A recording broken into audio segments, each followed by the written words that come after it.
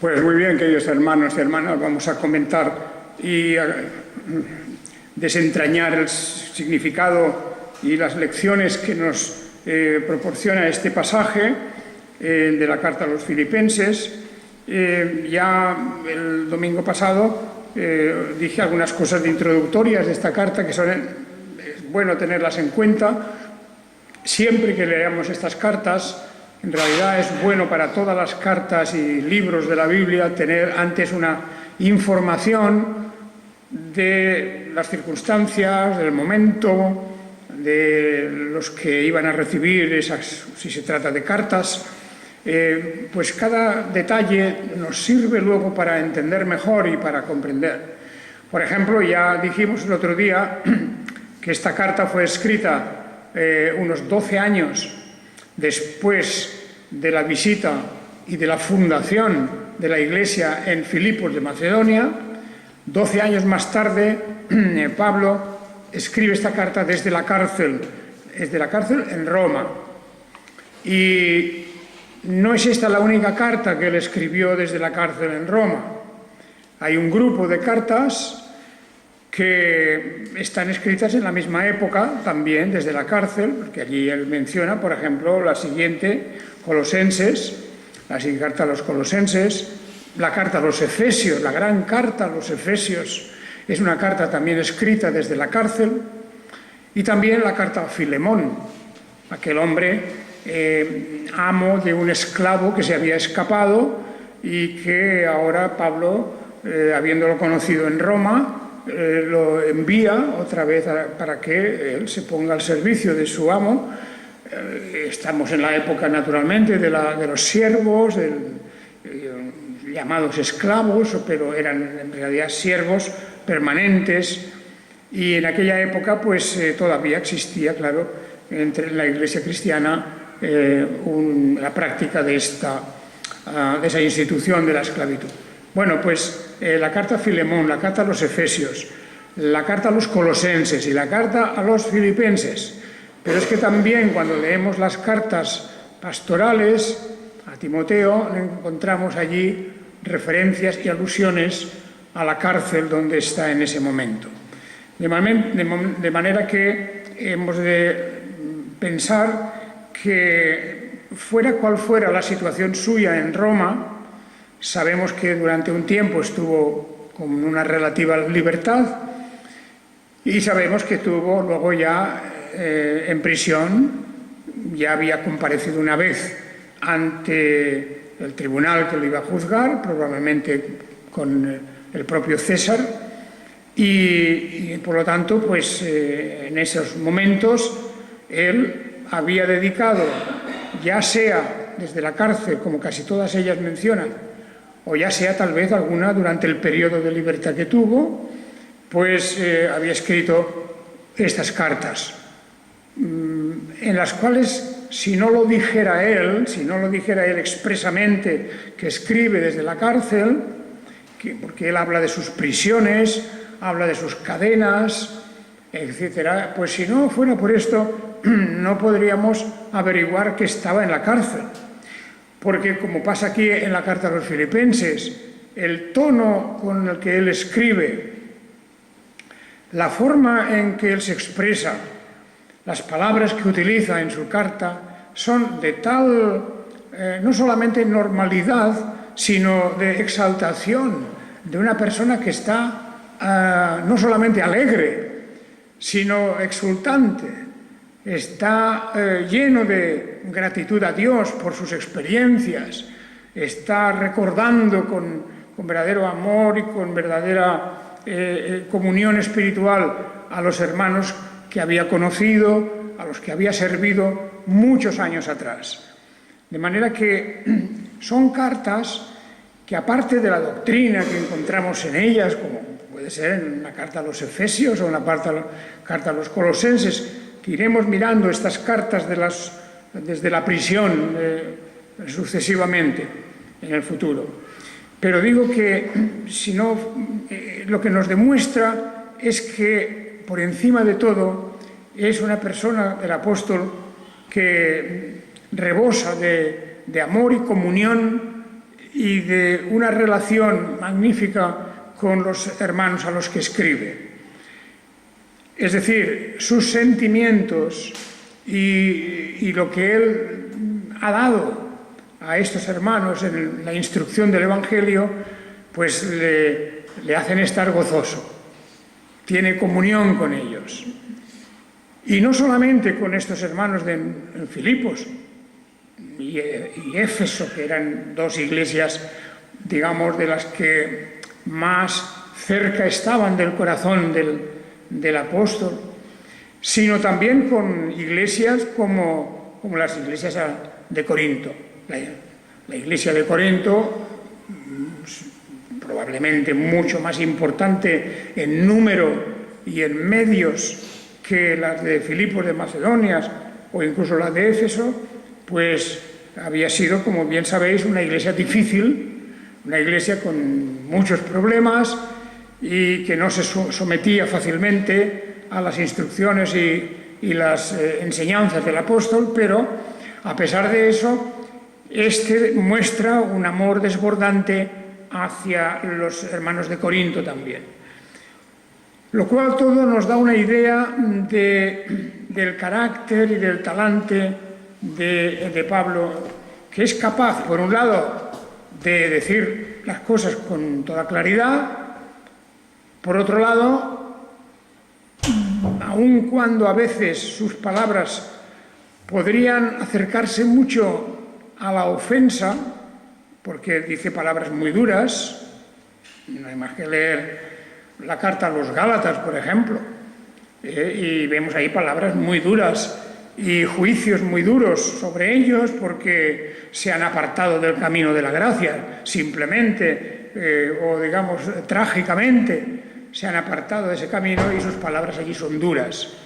Pero dentro de eso no podemos omitir que el apóstol llevaba una carga grande, una preocupación grande, porque sinceramente amaba a estas personas. Y tanto si eran obedientes y recibían la doctrina, como si no, pues en general diríamos sus sentimientos eran de procurar el bien de todos estos que él había engendrado espiritualmente, porque todos en una forma u otra eran el producto y el resultado de su trabajo.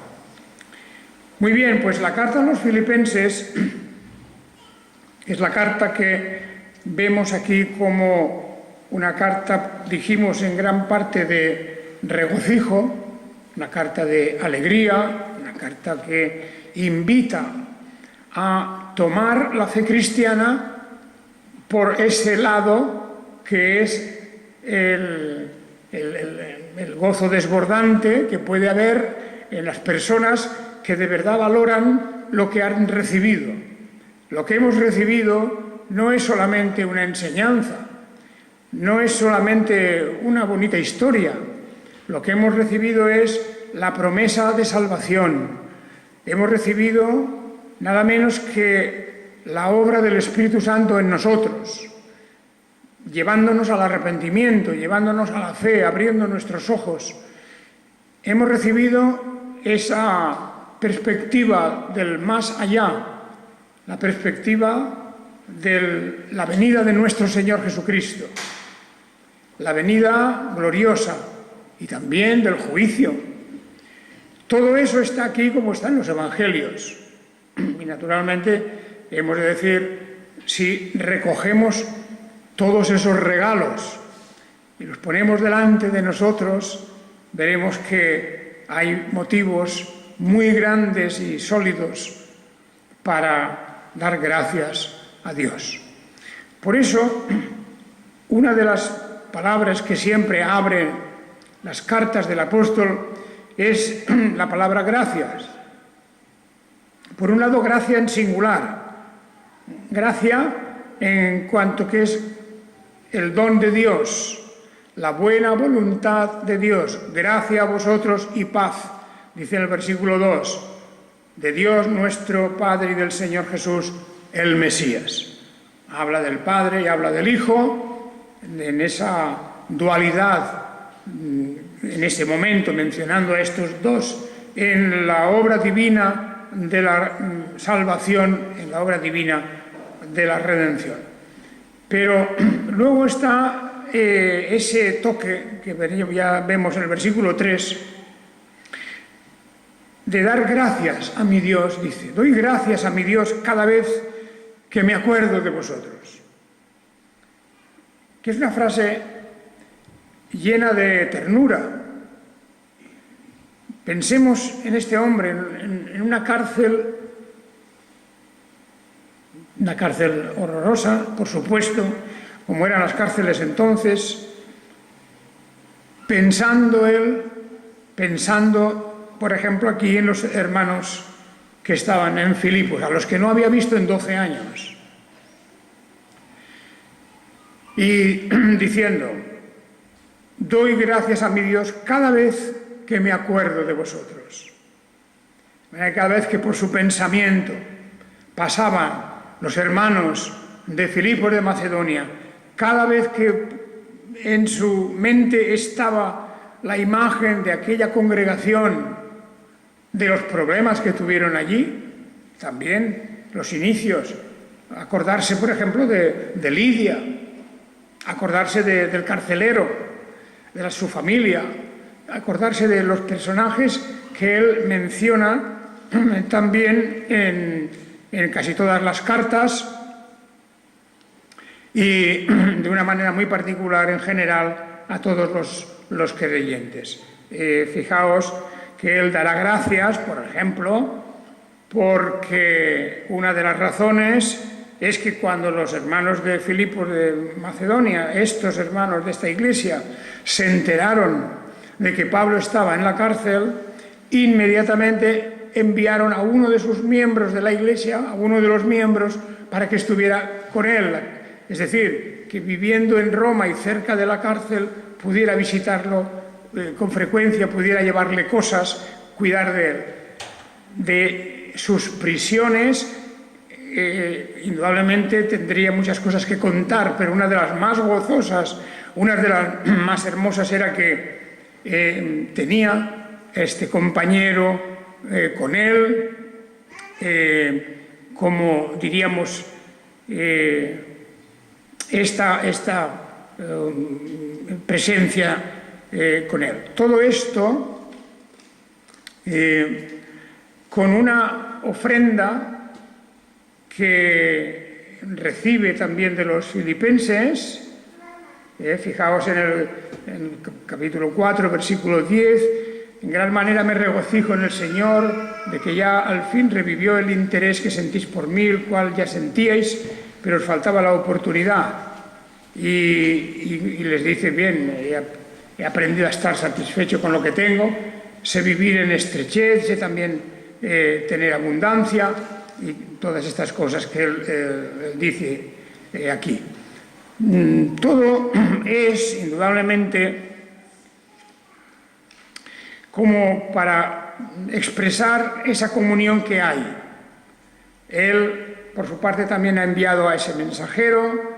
Él dice aquí, tiene la intención de enviarles a Timoteo para que les visite. En definitiva, lo que vemos aquí es el hombre que está lleno del pensamiento de ellos, los tiene presentes, quiere lo mejor para ellos y recibe también de ellos ese apoyo, esa liberalidad con la que le están tratando. Así que en el versículo 3, cuando dice, doy gracias a mi Dios cada vez que me acuerdo de vosotros, es porque en su pensamiento está muy presente aquella iglesia de Filipos, de Macedonia. Qué lección tan grande, ¿verdad? Y por eso le llamamos cartas, son cartas desde la prisión, pero son las cartas que revelan y manifiestan el espíritu de este gran hombre de Dios, que no solamente fue un evangelizador, no solamente fue un gran teólogo en sus escritos, lleno de la sabiduría de la palabra de Dios, sino que tenía un corazón, diríamos, volcado hacia las personas que Dios había puesto en su camino. Bien, así que dice que en toda oración y haciendo súplicas con gozo por todos vosotros. Por cierto, que en un comentario he leído que cuando se comparan los escritos del apóstol Pablo con los escritos de los filósofos y escritores griegos de aquella época, es decir, los que vivían en el mismo mundo que el apóstol, dice, cuando se comparan unos escritos y en otros, dice que no hay apenas referencias a la palabra gracias en los escritos de los escritores paganos. Grandes escritores también, grandes hombres intelectualmente hablando. Pero esa palabra gracias no apenas aparece, mientras que en los escritos de Pablo es sobreabundante. Está dando continuamente gracias a Dios y gracias también a Dios por los hermanos, como directamente gracias a los hermanos cuando él se refiere, por ejemplo, a las dádivas que ha recibido, el apoyo, la ayuda que le ha llegado. Todo eso, creo, hermanos, que es una manera de decir, bueno, destaca en toda la literatura de esa época, destacan estos escritos del Nuevo Testamento, porque es una literatura diferente.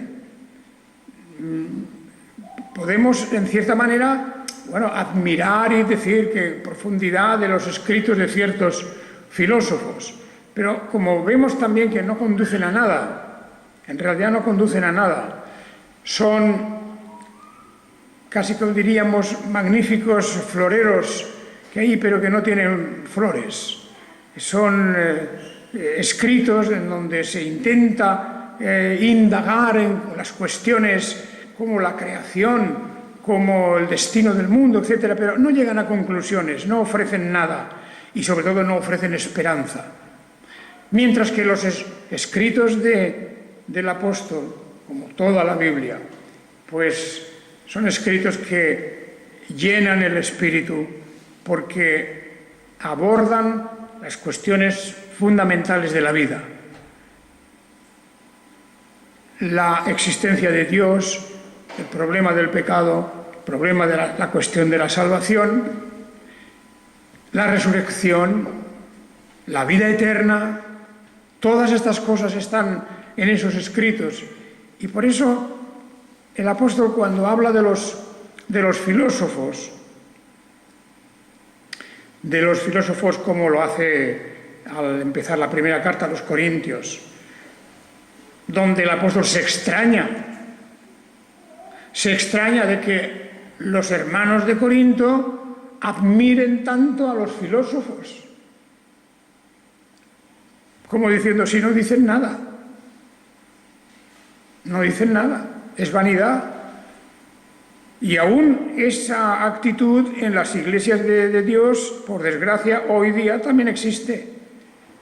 La admiración que a veces se tiene a determinados autores o oradores o intelectuales que en el fondo no dicen nada, porque no pueden ni siquiera arreglar los problemas de esta vida, ni los más elementales, con toda su verborrea, con todos sus discursos huecos y vacíos, con sus promesas falsas, con todo eso, los oradores de hoy día no abordan nada que a nosotros nos pueda interesar.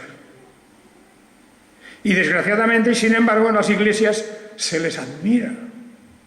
Hay una admiración por esa oratoria vacía que escuchamos tantas veces. Precisamente por eso, cuando leemos al apóstol Pablo, decimos, pero qué cosa tan diferente. Por eso la Biblia es diferente, es distinta. Es el mensaje de Dios. No es el mensaje de unos hombres, no es el mensaje de unos oradores, de los que quieren mover masas, de los que hacen promesas a las masas, las cuales como rebaños los siguen, ¿verdad?, y los aplauden, etc. Sino que aquí vemos a una persona única enfrentándose a todos, discutiendo y venciendo en su oratoria a todos, como cuando en la carta a los Corintios habla de la vanidad, el vacío de los discursos de los filósofos. Y eso sí que es importante que lo tengamos en cuenta. Y por eso dice, claro, los judíos por su lado, esos iban por otro camino. Ellos buscaban milagros, señales, algo que les beneficiara personalmente, ¿verdad? ¿Os acordáis cuando iban detrás de Jesús? Cuando iban buscando el pan, iban para de alguna manera saciar su hambre, y cuando quisieron incluso hacerlo rey.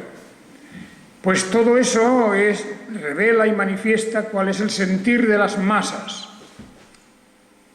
Qué peligrosas son cuando esas masas se reúnen, se jalean unos a otros, se apoyan, hacen sus planes, ignoran que el Señor está por encima de todo. Y que la promesa de Dios no viene a través de la sabiduría de los hombres. ¿Dónde está el sabio? ¿Dónde el escriba? ¿Dónde el disputador de esta época? No aturdió Dios la sabiduría del mundo. Por cuanto en la sabiduría de Dios el mundo dejó de conocer a Dios mediante la sabiduría, agradó a Dios salvar a los creyentes por medio de la necedad de la predicación, o de la locura de la predicación, como se puede también traducir. No a través de la sabiduría, ni de la oratoria, ni de las falsas promesas, ni de nada de todo eso, sino que el Evangelio es otra cosa. Y el cristiano ha de tener muy claro esas diferencias para no intentar, de alguna manera, comunicar la sabiduría del mundo, de la oratoria del mundo, de la filosofía del mundo, con lo que es el mensaje del Evangelio, que no tiene nada que ver con eso, nada que ver. Y por lo tanto ahí tenemos como el apóstol está como extasiado el regalo que significa para él mantener esta relación con los hermanos de Filipos de Macedonia. Doy gracias a mi Dios cada vez que me acuerdo de vosotros, siempre en toda oración mía, haciendo súplicas con gozo por todos vosotros.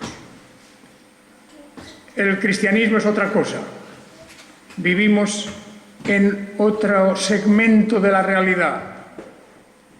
Vivimos ausentes de tantas y tantas cosas como fuera de esa parcela gloriosa que es el Evangelio, está sucediendo cada día.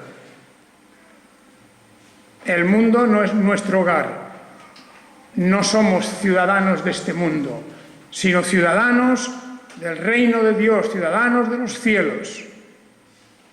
Esa es nuestra casa, ese es nuestro hogar, esa es nuestra meta y, en definitiva, toda nuestra ilusión ha de estar puesta en eso. Continúa el apóstol un poco más, vamos a seguir en el versículo siguiente, el versículo 5. ¿Por qué dice pues que está haciendo siempre oración con gozo por ellos? Lo dice claramente, dice, a causa de vuestra participación en el Evangelio desde el primer día hasta ahora. Fijaos, la causa de esa alegría que hay en él, ese gozo, cuando se acuerda de ellos, cuando da gracias por ellos, pues no es otra cosa que ellos también participan en el Evangelio. Y eso significa que creen en las verdades que Él les ha enseñado.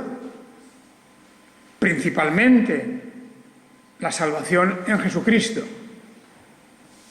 La salvación a través de y por medio de Jesucristo. Y todo lo que significa el orden de vida a partir de ahí, el orden de nuestros pensamientos a partir de ahí, donde nuestro Salvador y Señor Jesucristo, como el gran Dios que ha creado las cosas. Ya llegaremos a la carta a los Colosenses, porque por Él y por medio de Él y para Él todas las cosas fueron creadas, como dirá a los Colosenses. La persona de Jesucristo que se ensalza aquí por encima de todo, que fuera de Él no hay nada. Y Él está diciendo, doy gracias a Dios porque sé que vosotros estáis aferrados a ese Evangelio. No os habéis dejado mover de un lado para otro por la falsa sabiduría de esos llamados filósofos. Hoy día les llamaríamos de otra manera, porque la filosofía de hoy es una cosa de las minorías. La filosofía como ciencia humanista, pero que luego llega hasta todos los rincones de nuestra vida.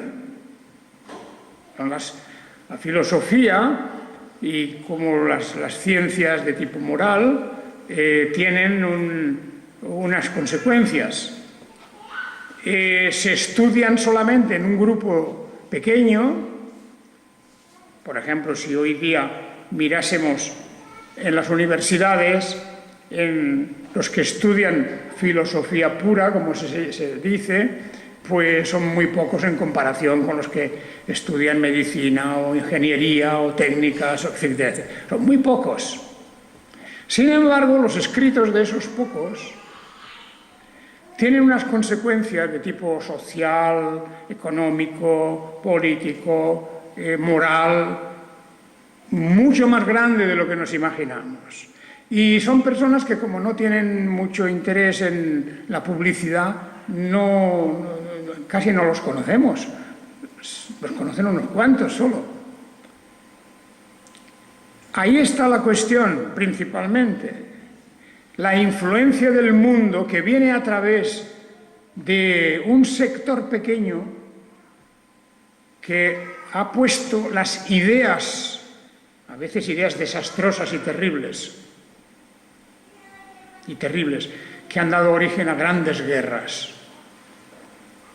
que han supuesto la destrucción no solamente material de ciudades, etcétera, sino la muerte de muchísimas personas. Todo eso, no pensemos que es una casualidad, ni que es una pequeña disputa por un trozo de tierra. No, es la guerra de las ideologías, que en definitiva revierten todas ellas en contra del cristianismo. Y llevamos muchos siglos de esta forma. Primero fueron las persecuciones directas contra el cristianismo, que todavía continúan,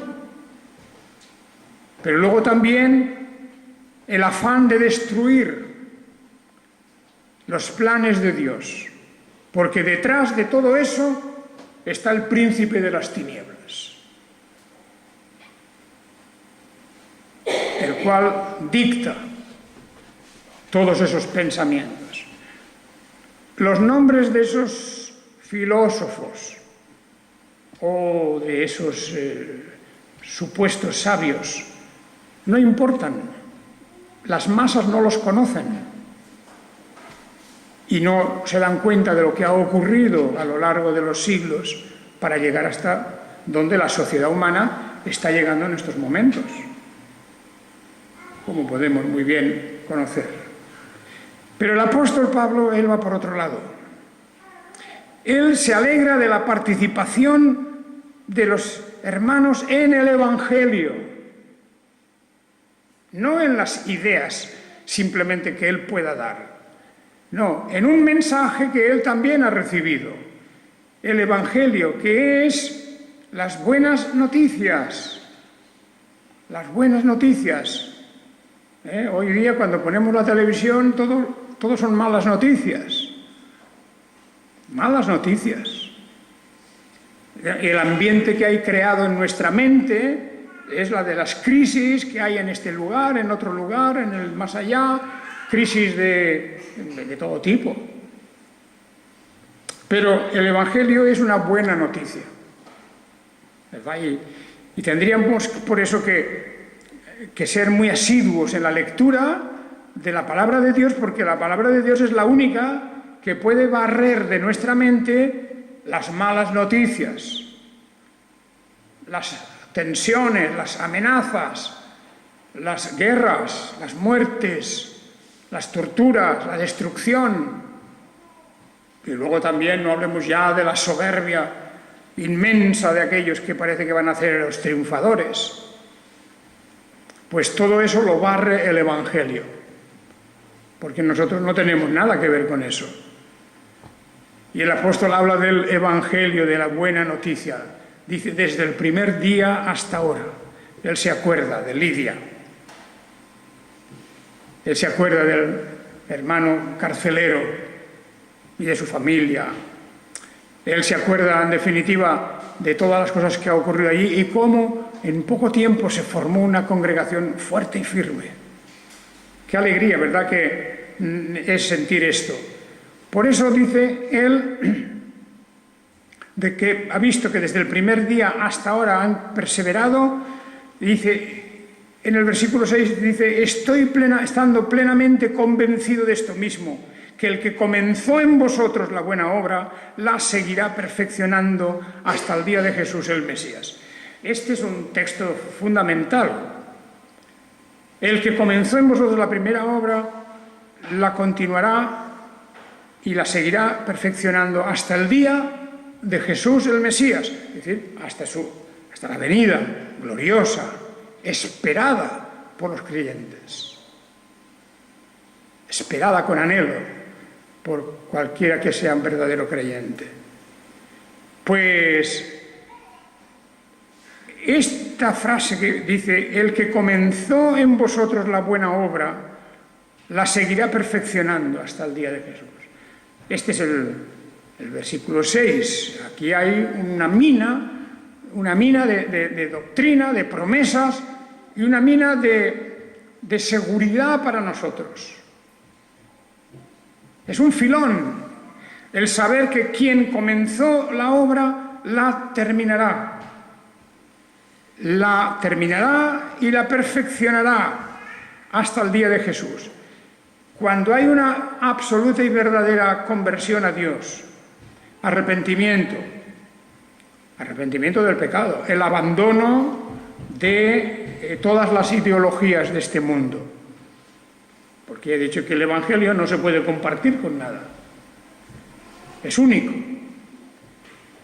Cuando hay una verdadera experiencia interna que lleva a una persona a la humildad verdadera, no la afectada, sino a la verdadera humildad, el reconocimiento del pecado, el reconocimiento de que necesitamos aprender más y más cada día, de la palabra directamente. Cuando podemos ver que el Señor es quien ha obrado esa transformación en nuestra vida, y a lo largo de este tiempo perseveramos fielmente, podemos estar seguros de que también el Señor perfeccionará, es decir, llevará hasta el punto de perfección la obra que ha comenzado en nosotros. Y eso ocurrirá siempre hasta que el Señor venga. Es decir, con toda la generación de las iglesias de Dios. Qué gran alivio saber que el Señor ha sido quien ha comenzado en nosotros la buena obra. No la hemos empezado nosotros. Que es una lástima que tantos cristianos aún se creen que ha sido la decisión de ellos. Y se ponen casi como orgullosos de yo, es que yo hice esto, ¿no? Repito, como si hubiera sido el impulso de su propia mente o de su propia voluntad. No hay nada de eso. Nuestra salvación es un acto de gracia de Dios, como quiere, cuando quiere, donde quiere. Y esa salvación de Dios llega hasta nosotros no a cambio de algo nuestro, sino que nos hace nuevas criaturas. Porque se produce un nuevo nacimiento, en donde las cosas antiguas pasan y se marchan, sobre todo las de nuestra mente, y todas son hechas nuevas. Eso es el texto bíblico, ¿verdad? Por eso es una pena, cuando hablamos de estos hermanos de otras iglesias, de arminianos, como les llamamos, en realidad, pues, Arminio, aquel profesor holandés Arminio, de donde viene el nombre de la doctrina arminiana, pues decía cosas parecidas, pero es que luego lo han exagerado más. Es que ya hay los discípulos de Arminio fueron peores que el propio Arminio, profesor Arminius. ¿Y qué es? Bueno, pues que la voluntad humana, dicen ellos, está pues capacitada para tener con libertad la potestad de elegir. De manera que tiene que ser el pecador el que le diga que sí al Señor. Fijaos vosotros cómo puede salir un sí a Dios de un corazón que no ama a Dios, de una voluntad que no ama a Dios, de una voluntad que no es libre, que está esclavizada por el pecado. Pues, por desgracia, eso se lo han creído todos y ahí están ufanos y contentos porque ellos se han decidido. Ellos se han decidido. Pero no hay más decisión que la decisión de Dios. Es la decisión de Dios, que desde antes de la fundación del mundo y conociéndonos ya, decretó nuestra liberación y nuestra salvación. Ahí tenéis la confesión de fe de Westminster, porque esto es la doctrina universal de las iglesias presbiterianas, reformadas en general, aunque muchas se han apartado de eso, también hay que decirlo, se han apartado de eso, porque vivimos en la época del humanismo.